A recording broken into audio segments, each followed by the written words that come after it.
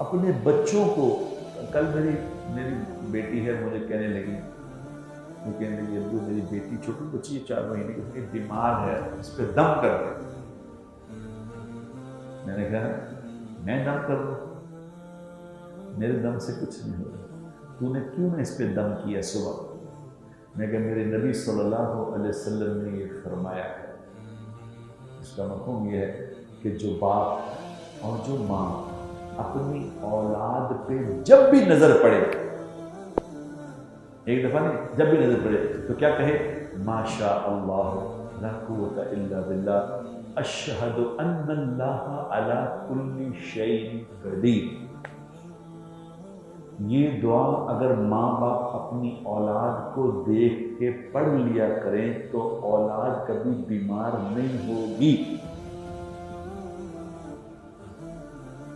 اور اگر اولاد بڑی ہو گئی ہے، اولاد بالغ ہو گئی ہے، وہ اپنے ماں باپ کو دیکھے تو ماں باپ کو دیکھ کے کہے ماشاء اللہ لا قوت الا باللہ اشہد ان اللہ علی کل شیء قدیر۔